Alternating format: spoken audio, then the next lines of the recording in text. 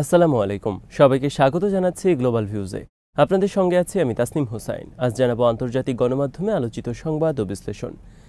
ইসরায়েলে ভয়াবহ ক্ষেপণাস্ত্র হামলা চালিয়ে বীরোচিত জবাব দিয়েছে ইরান। ইরানের ইসলামী বিপ্লবী গার্ড বাহিনী বা আইআরজিসি 400-রও বেশি ক্ষেপণাস্ত্র দিয়ে মঙ্গলবার রাতে এই হামলা চালায়। এর 90%ই ইসরায়েলে আঘাত এনেছে। ইসরায়েলি মিডিয়ায় আঘাত করা ক্ষেপণাস্ত্রের সংখ্যা 300 বলে উল্লেখ করা হয়। সামাজিক মাধ্যমে ছড়িয়ে পড়া ভিডিওতে দেখা গেছে বৃষ্টির মতো ইসরায়েলের বিভিন্ন স্থানে আঘাত হানছে ক্ষেপণাস্ত্র। এই সময় পুরো ইসরায়েল ইরানি ক্ষেপণাস্ত্রের আওতায় আসে এবং রাজধানী তেল আবিব সহ বিভিন্ন শহর বিকট বিস্ফোরণে কেঁপে ওঠে। সাইরেন বাজানো হয় পুরো ইসরায়েলে। আইআরজিসি বলছে আত্মরক্ষার তাগিদে ইসরায়েলের সুনির্দিষ্ট লক্ষ্যবস্তুতে তারা আঘাত এনেছেন। ক্ষেপণাস্ত্র উৎক্ষেপণের পরপর আইআরজিসি এক সংক্ষিপ্ত বিবৃতিতে জানায় ক্ষেপণাস্ত্র হামলা শুরু হলো। হামাস নেতা ইসমাইল হানিয়া, হিজবুল্লাহ নেতা সৈয়দ হাসান নাসরুল্লাহ ও আইআরজিসির ডেপুটি কমান্ডার আব্বাস নীলফরুসানের শাহাদাতের বদলা নিতে এই হামলা চালানো হয়েছে বলে জানিয়ে আইআরজিসি বলেছে, আমরা ইসরায়েলের হৃৎপিণ্ডে আঘাত করেছি। একই সঙ্গে আইআরজিসি ঘোষণা করে ইসরায়েল যদি কোনো রকমের প্রতিক্রিয়া দেখানোর চেষ্টা করে তাহলে আরও মারাত্মক হামলা চালানো হবে। আইআরজিসি আরেকটি বিবৃতিতে বলেছে হামলায় তারা তেল আবিবের 3টি সামরিক ঘাঁটিকে টার্গেট করেন। ঘাঁটিগুলো হল নেভাতিম, হাতজেরিম ও তেলনভ বিমান ঘাঁটি। নেভাতিম ঘাঁটিতে F-13 যুদ্ধ বিমানগুলো রাখা হয়। হাতজেরিম ঘাঁটিতে রাখা হয় F-15 যুদ্ধ বিমান, যে বিমানগুলো সৈয়দ হাসান নাসরুল্লাহকে হত্যায় ব্যবহৃত হয়েছিল। আইআরজিসির দ্বিতীয় বিবৃতি অনুযায়ী নিক্ষেপ করা ব্যালিস্টিক মিসাইল এবং প্রজেক্টাইলগুলোর অন্তত 90% লক্ষ্যবস্তুতে আঘাত হানে। ইরানের তাসনিম নিউজ এজেন্সি জানিয়েছে মিসাইলগুলো আসকালান শহরের পাশে অবস্থিত গ্যাস প্ল্যাটফর্মগুলোতেও সফলভাবে আঘাত হানে। তেল আবিবের গোয়েন্দা সদর দপ্তরও টার্গেটের অন্তর্ভুক্ত ছিল। নিউ ইয়র্ক টাইমস লিখেছে প্রথম ক্ষেপণাস্ত্রটি ইসরায়েলে আঘাত হানতে 15 মিনিটেরও কম সময় নিয়েছে। তাতে মনে হয়েছে ব্যালিস্টিক ক্ষেপণাস্ত্রের মাধ্যমে এই হামলা চালানো হয়। বিস্ফোরণের একদিক তরঙ্গ সাইরেনের শব্দের সঙ্গে ইসরায়েলের জুড়ে আতঙ্ক ও কিছু ভারী বিস্ফোরণের খবর দিয়েছে ওয়াশিংটন পোস্ট। বলেছে অন্তত 20টি বিস্ফোরণের শব্দ ছিল হেভি ওয়ারহেডে। ফিলিস্তিনি রকেটগুলো আটকাতে ইসরায়েলের আকাশ প্রতিরক্ষা ব্যবস্থার পরিচিত শব্দের চেয়ে এগুলো ছিল আলাদা। ইরানের আইআরআইবি নিউজ এজেন্সি জানিয়েছে হামলায় আইআরজিসি ফাত্তাহ হাইপারসনিক মিসাইল ব্যবহার করে। ইসরায়েলের অ্যারো 2 এবং অ্যারো 3 অ্যান্টি ব্যালিস্টিক ক্ষেপণাস্ত্রের সমন্বয়ে তৈরি অ্যান্টি মিসাইল শিল্ডকে ভেদ করে এগিয়ে যায় ফাত্তাহ হাইপারসনিক মিসাইল। ইসরায়েলি বাহিনী এবং তাদের রেড অ্যালার্ট সার্ভিস জানিয়েছে হামলার সময় বসতি স্থাপনকারীদের বোমা আশ্রয় কেন্দ্রে যাওয়ার নির্দেশ দেওয়া হয়। এ সময় প্রাণ রক্ষার চেষ্টায় হুড়াহুড়িতে বিশৃঙ্খল পরিবেশ সৃষ্টি হয়।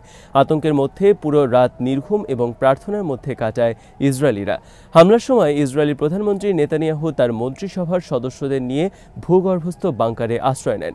এ সময় নেতানিয়াহুর পালিয়ে যাওয়ার একটি ভিডিও অনলাইনে ব্যাপকভাবে ছড়িয়ে পড়েছে। আলাদা বিবৃতিতে এই হামলার প্রশংসা করে আইআরজিসিকে অভিনন্দন জানিয়েছে Hamas, Al Qassam, Palestine resistance committee, Islamic Jihad ও popular front for the liberation of Palestine. জাতিসংঘে ইরানের স্থায়ী মিশন বলেছে এই হামলা বৈধ, যৌক্তিক এবং এর আইনগত ভিত্তি রয়েছে। ইসরায়েলের সন্ত্রাসবাদী কার্যক্রমের জবাবে এই হামলা চালানো হয়। ইরানি মিডিয়ার তথ্য অনুযায়ী এই অভিযানের নাম দেওয়া হয় অপারেশন ট্রু প্রমিস 2। এর আগে গত এপ্রিলে সিরিয়ার রাজধানী দামেস্কে ইরানি দূতাবাসে ইসরায়েলি হামলায় কর্মকর্তাদের প্রাণহানির প্রতিক্রিয়ায় ইসরায়েলে নজিরবিহীন ড্রোন ও ক্ষেপণাস্ত্র হামলা চালিয়েছিল ইরান। ওই অভিযানের নাম দেওয়া হয়েছিল অপারেশন ট্রু প্রমিস। এদিকে ইরান থেকে ক্ষেপণাস্ত্র হামলা চালানোর খবর পেয়ে রাজধানী তেহরান সহ ইরানের বিভিন্ন শহরের রাস্তায় নেমে আসেন সাধারণ মানুষ এবং তারা উল্লাস প্রকাশ করতে থাকেন। হামলা শুরুর পরপর মার্কিন প্রেসিডেন্ট জো বাইডেন এবং ভাইস প্রেসিডেন্ট কমলা হ্যারিস বৈঠক করেন। বাইডেন ইসরায়েল অভিমুখী ক্ষেপণাস্ত্র ভূপাতিত করার জন্য মার্কিন সেনাদের নির্দেশ দেন।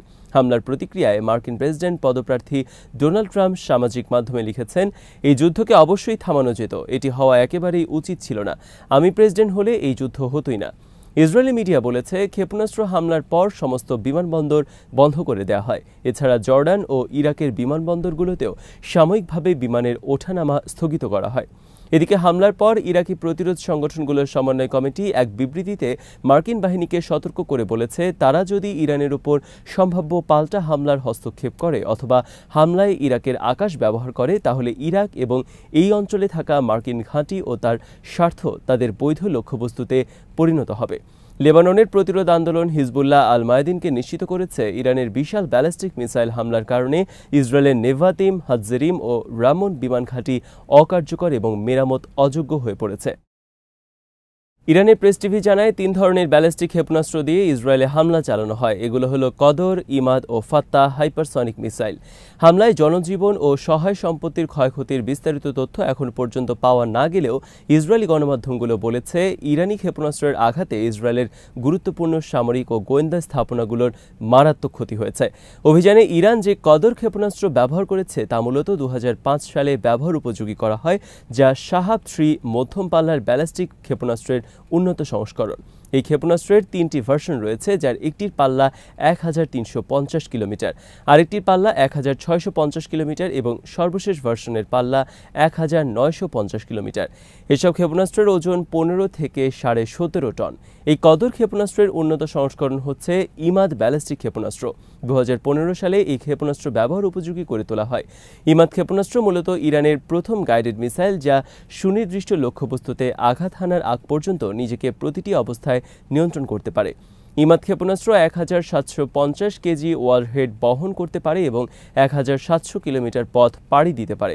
গত জুনে ইরান ফাত্তাহ 1 হাইপারসনিক ক্ষেপণাস্ত্র উন্মোচন করে। এই ক্ষেপণাস্ত্রের পাল্লা 1400 কিলোমিটার এবং এজন্য একে মধ্যম পাল্লার ব্যালিস্টিক ক্ষেপণাস্ত্র বলা হয়। ইরানের পশ্চিমাঞ্চলের যে কোনো জায়গা থেকে ইসরায়েলে এই ক্ষেপণাস্ত্র আঘাত হানতে পারে। এটি সবচেয়ে 13 থেকে 15 গুণ বেশি গতিতে ছুটতে পারে, যার অর্থ হচ্ছে প্রতি ঘন্টায় 16 থেকে 18,000 কিলোমিটার পথ পাড়ি দিতে সক্ষম এই মিসাইল। ফাত্তাহ হাইপারসনিক মিসাইলের যেমন রয়েছে অনেক বেশি গতি, তেমনি আছে যে কোনো পরিস্থিতিতে ম্যানুভার করার ক্ষমতা। ফলে বর্তমানে ইসরায়েলের যেসব ক্ষেপণাস্ত্র প্রতিরক্ষা ব্যবস্থা রয়েছে তার কোনোটি এই ক্ষেপণাস্ত্রকে প্রতিহত করতে পারবে না। গত নভেম্বরে ইরান ফাত্তাহ ক্ষেপণাস্ত্রের উন্নত সংস্করণ ফাত্তাহ 2 উন্মোচন করে। ইরানের প্রেসিডেন্ট মাসুদ পেজেশকিয়ান বলেছেন তার দেশ ইসরায়েলি আগ্রাসনের একটি নিষ্পত্তিমূলক জবাব দিয়েছে। নিজের অফিসিয়াল এক্স পেজে এক পোস্টে তিনি লিখেছেন, ইরান এবং পশ্চিম এশিয়ার অঞ্চলের জন্য শান্তি ও নিরাপত্তা নিশ্চিত করার লক্ষ্যে ন্যায়সঙ্গত অধিকার অনুযায়ী ইহুদিবাদী ইসরায়েলের আগ্রাসনের একটি নিরাপত্তামূলক জবাব দেওয়া হয়েছে। পোস্টে বলা হয়, ইরানি জনগণের স্বার্থ রক্ষা করার লক্ষ্যে এই অভিযান পরিচালিত হয়েছে। ইসরায়েলের প্রধানমন্ত্রী নেতানিয়াহু জেনে রাখা উচিত, ইরান যুদ্ধবাজ নয়, কিন্তু তেহরান যে কোনো আগ্রাসন বা হুমকি মোকাবেলা করতে সম্পূর্ণ প্রস্তুত রয়েছে। প্রেসিডেন্ট বলেন, মঙ্গলবার রাতে যে অভিযান চালানো হয়েছে সেটি ইরানের সামরিক সক্ষমতার ক্ষুদ্র একটি অংশ মাত্র। কাজেই ইরানের সঙ্গে সংঘাতে জড়াতে আসবেন না। ইরানের পার্লামেন্ট স্পিকার বাকের কালিবফ বলেছেন তার দেশ ইসরায়েল বিরোধী হামলায় নিজের সামরিক শক্তিমত্তার খুব সামান্যই প্রদর্শন করেছে। এক্সের নিজের অফিসিয়াল পেজে তিনি লিখেছেন, আগ্রাসীদেরকে ইরানের শক্তিমত্তার মাত্র সামান্য অংশ প্রদর্শন করা হয়েছে। আত্মরক্ষার ন্যায়সঙ্গত অধিকারের উপর ভিত্তি করে আমরা আমাদের সমস্ত শক্তি দিয়ে ইহুদিবাদী ইসরায়েলের বর্বরতার বিরুদ্ধে দাঁড়িয়েছে। ইসরায়েলি কর্মকর্তারা ইরানের এই হামলার জবাব দেওয়ার যে হুমকি দিচ্ছেন এই সম্পর্কে ইরানের পার্লামেন্টের স্পিকার হুঁশিয়ারি উচ্চারণ করে বলেন, ইসরায়েল যে হুমকি দিচ্ছে তার জবাব দেওয়ার জন্য কিছু অপ্রত্যাশিত পরিকল্পনা ইরানের হাতে রয়েছে। তিনি বলেন, আমরা তোমাদের জন্য ঠিক কী প্রস্তুত করেছি তা যদি তোমরা জানতে তাহলে ইরানের গর্বিত জাতিকে কখনো হুমকি দিতে না। আইআরজিসির সাবেক কমান্ডার মোহাম্মদ ইসমাইল কাউসারি বলেছেন, ইরানের হাতে নতুন প্রজন্মের যেসব ক্ষেপণাস্ত্র রয়েছে তা দিয়ে যদি ইসরায়েলের ওপর হামলা করা হয় তাহলে সারা বিশ্ব অবাক হয়ে যাবে। তিনি বলেন, এসব ক্ষেপণাস্ত্র লঞ্চার সম্পূর্ণভাবে প্রস্তুত হয়েছে এবং তাতে ক্ষেপণাস্ত্র লোড করা আছে। ইরানের হামলার জবাবে ইসরায়েল কোনো ধরনের পাল্টা পদক্ষেপ নিলে এই সমস্ত ক্ষেপণাস্ত্র ব্যবহার করবে। এদিকে ইসরায়েল যদি ইরানের পাল্টা হামলার ধৃষ্টতা দেখায় তবে তেহরান দেশটির সর্বত্র হামলা চালাবে বলে হুমকি দিয়েছেন ইরানের সশস্ত্র বাহিনীর প্রধান জেনারেল মোহাম্মদ বাঘেরি। যেদিন ইরানের হামলা হয়েছে সেদিনই ইসরায়েলের রাজধানী তেল আবিবে ভয়াবহ গোলাগুলিতে অন্তত 8 ইহুদি বসতি স্থাপনকারী নিহত এবং 25 জন আহত হয়েছেন। আহতদের কয়েকজনের অবস্থা বেশ আশঙ্কাজনক। মঙ্গলবার সন্ধ্যায় একদল ফিলিস্তিনি যোদ্ধা তেল আবিবের জাফা এলাকায় ঢুকে গুলিবর্ষণ করে। টিভি ফুটেজে দেখা গেছে বন্দুকধারী কয়েকজন একটি রেল স্টেশনের বাতি বন্ধ করে দিয়ে গুলিবর্ষণ করতে থাকেন। হামাস এবং অন্য কয়েকটি প্রতিরোধ সংগঠন বলেছে, গাজায় ইসরায়েল যে বর্বরতা চালাচ্ছে তার স্বাভাবিক জবাব হচ্ছে এই হামলা। জাফার ট্রেন স্টেশনে হামলার সময় মেশিনগান থেকে একনাগাড়ে গুলি ছোড়া হয় বলে জানিয়েছে ইসরায়েলি মিডিয়া। তারা বলছে এই অভিযান ছিল বিপজ্জনক। ইসরায়েলি চ্যানেল 12 বলেছে, হামলাকারীরা তেল আবিবে বাসের জন্য অপেক্ষমান ইহুদি বসতি স্থাপনকারীদের উপর গুলি চালালে হতাহতের ঘটনা ঘটে। প্রতিরোধ আন্দোলন হিজবুল্লাহ ইসরায়েলে হামলার তীব্রতা বাড়িয়েছে। মঙ্গলবার তাদের যোদ্ধারা সীমান্ত এলাকার পাশাপাশি মধ্য ইসরায়েলের বসতিগুলোতে দূরপাল্লার হামলা চালান। বিশেষ করে সম্ভাব্য স্থল হামলার জন্য ইসরায়েলি বাহিনী যেখানে অবস্থান নিয়েছে সেখানে মুহুর্মুহু হামলা চালানো হয়। স্থল হামলার জন্য ইসরায়েলি বাহিনী ওয়েস্টার্ন আল জালিলের একেবারে পূর্বে এবং আল জালিল প্যানহ্যান্ডেলের একেবারে উত্তরের এলাকাগুলোতে মিলিটারি জোন ঘোষণা করে। এজন্য নর্দার্ন ফ্রন্টে আরও 4টি রিজার্ভ ব্রিগেড এনেছে দখলদার বাহিনী। হিজবুল্লাহর এই দিনের হামলায় বিশেষ লক্ষ্যবস্তু ছিল এইসব এলাকা। হিজবুল্লাহ জানায়, সাইদ হাসান নাসরুল্লাহ হত্যাকাণ্ডের পর অপারেশন খাইবার এর অধীনে মঙ্গলবার প্রথমবারের মতো 2টি হামলা পরিচালনা করেন তারা। প্রথম হামলায় ফাদি 4 রকেটের কয়েকটি ঝাঁক পাঠানো হয় তেল আবিবের শহরতলির গিল্লত ঘাঁটিতে, যেখানে ইসরায়েলি মিলিটারি ইন্টেলিজেন্স ডিরেক্টরেটের একটি ইউনিটের সদর দপ্তর অবস্থিত। দ্বিতীয় হামলা হয় ডোভ হোজ এয়ারপোর্টে, এর অবস্থানও তেল আবিবের পাশে। মঙ্গলবার 12 দফা হামলার একটি তালিকা দিয়েছে হিজবুল্লাহ। এই তালিকা অনুযায়ী হামলায় আক্রান্ত সামরিক লক্ষ্যবস্তুগুলো হল মেতুলা মিলিটারি ঘাঁটি, আভিভিম বসতি, রোশপিনা বসতি, দেভোভ মিলিটারি ব্যারাক, আল রামাথা সাইট, আল সুমাকা সাইট, রাস আল নাকুরা নেভাল সাইট, বেতজেদ বসতি ও বেইত হিলেল। এই সব হামলায় বিপুল পরিমাণ নিয়মিত রকেট সহ ফালাক 2 ও কাতিউশা রকেট নিক্ষেপ করা হয়। এদিকে হিজবুল্লাহ বলেছে, দক্ষিণ লেবাননের ওদেইশা শহরের পাশে ইসরায়েলি সেনারা অনুপ্রবেশ করলেও তাদের তাড়িয়ে দেওয়া হয়েছে। প্রতিরোধ যোদ্ধাদের হামলায় ক্ষয়ক্ষতির শিকার হয়ে পালিয়ে যেতে বাধ্য হয় দখলদার সেনারা।